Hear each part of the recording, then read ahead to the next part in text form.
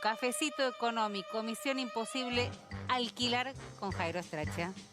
Sí, gracias, porque estamos con Magalí Cirulnikov de la Comunidad Federal de Inquilinos y No Propietarios para hablar de este drama que es alquilar, renovar alquileres en este momento. Gracias, Magalí, por venir. No, por favor, gracias a vos por invitarme. Del relevamiento que vos tenés, que tienen en la comunidad, ¿cuánto están pidiendo en una renovación de alquiler en este momento? Aproximadamente el 100% en la renovación, respecto de lo que tenía el valor inicial hace 3 años atrás. Porque ya hay propiedades que tenían un valor en el año 2020 y que hoy tienen que ser renovadas por el plazo de 3 años. Y en esas propiedades encontramos un incremento en promedio del 100%. Pero ¿no se movían en los últimos 3 años el precio de ese alquiler? Sí, se fue actualizando en forma anual por el índice en los contratos que se respetaron la ley. Ahora, hubieron muchos contratos que se hicieron en forma ilegal, donde se buscó evadir la ley de alquileres, y en esos contratos se pusieron aumentos que están fuera de la ley, semestrales, y también fueron acumulativos esos aumentos durante el plazo de, en algunos casos, de 2 años. Entonces, en esos contratos hay mayor aumento.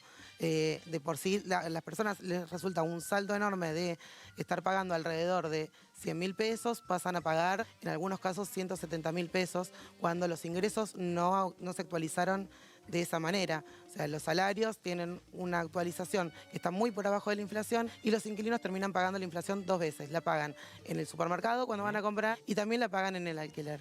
¿Cuánto hay en la afirmación la ley de alquileres perjudica a los inquilinos, que dicen, no sé, muchos políticos, muchas personas de negocio inmobiliario? ¿Cuánto hay de cierto y cuánto hay de mito en eso?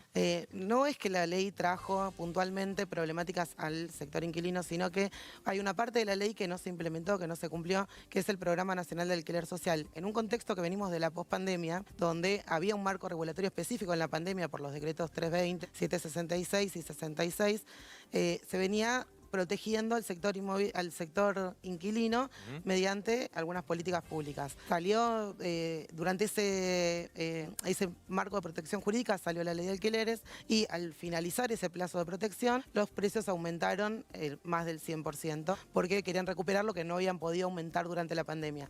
Entonces, ese fue el primer gran salto que vimos. ¿Vos no ves que haya habido propietarios que sacaron propiedades de hay la propiedades, oferta? sí, hay propiedades que salieron del mercado de alquiler, y también aumentó el alquiler turístico, principalmente en las ciudades como la ciudad de Buenos Aires, es una ciudad turística, y también en... O sea, vos decís el efecto Airbnb. Airbnb, y también Booking, que es la otra, las dos que es grandes compañías, una estadounidense y la otra holandesa, que vienen con plataformas a disputar las propiedades que están en el mercado de alquiler, que hoy aproximadamente son el 5% de las propiedades que tienen alquiler, están en el alquiler temporario. En la ciudad de Buenos Aires el 5%, el 5%. es Airbnb o Booking. Sí. Y eso te sube un piso. Lo que hace tiene claro, pero tiene un efecto de aumento de precios altísimo. ¿Por qué? Porque lo que se busca es la rentabilidad del ingreso de divisas. Entonces, no se puede competir desde el mercado local, desde el trabajador que es residente permanente, con el deseo de rentabilidad en dólares que ofrece el mercado turista. O sea, vos tenés el efecto de la inflación que afecta en todos los precios, tenés propietarios que se corrieron del mercado, tenés el efecto Airbnb. En ese marco,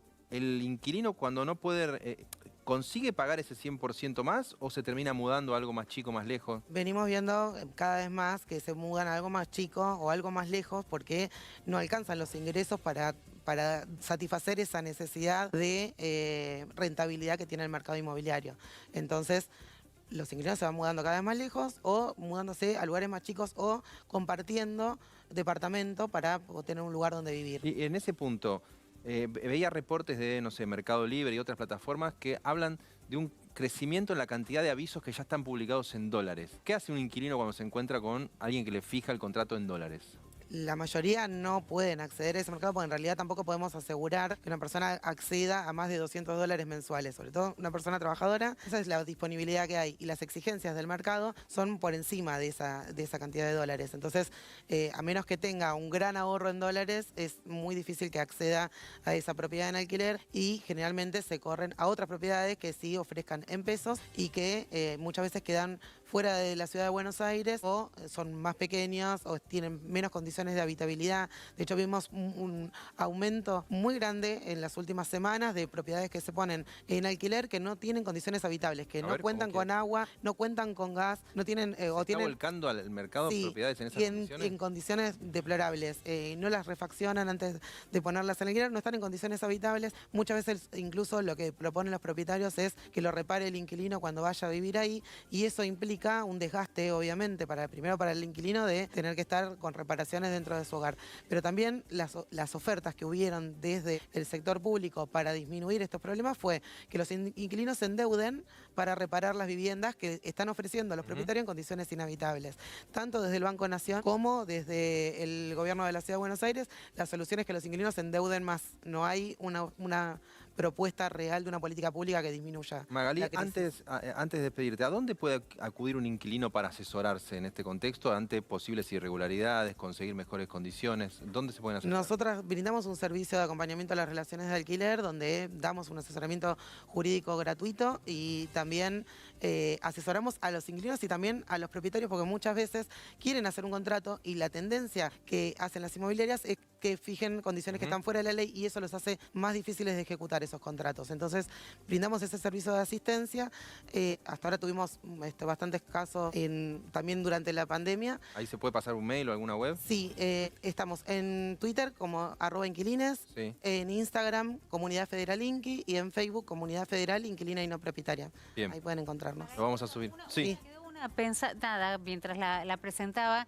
Si alguien tiene que alquilar o está pensando en alquilar, juega el calendario electoral, digamos. Vos dirías, sé que es una pregunta difícil, pero decís, quédate donde estás, sí podés, esperá, hacelo igual. Mira, la ley de alquileres que quisieron modificarla tiene 2 dictámenes que no están saliendo desde la Cámara porque no hay ninguna de las 2 fuerzas que tengan la capacidad de sacar esas modificaciones de la ley. O sea, hoy está en esa situación. No es que lo único que puede modificar la realidad de los hogares inquilinos es que se haga el Programa Nacional de Alquiler Social que está en la ley. Pero si los políticos piensan en que tienen que hacer algo por la gente que alquila, tienen que hacer un programa de alquiler social. Pero el que alquila, sí. Vos le dirías esperá. Claro, puede haber un salto, dice Romy, ¿no? Vos claro. decís si puede haber un salto en el precio de los alquileres después de las elecciones. Puede llegar a pasar, pero en realidad no tenemos ninguna certeza. Lo que pasa es que hoy se busca cualquier tipo de excusa para hacer un incremento en los alquileres que está fuera del alcance del bolsillo de la mayoría de la gente que alquila. Entonces, no tenemos una expectativa de que podamos estar mejor. Venimos viendo que cada año hay que recortar los ingresos, hay que recortar la alimentación para poder pagar el alquiler. Esa es la situación. Yo te diría, Romy, cuanto antes lo cierres y congeles el precio, mejor. Mejor. Mi sugerencia. Gracias, Magalí. No, muchas gracias a vos.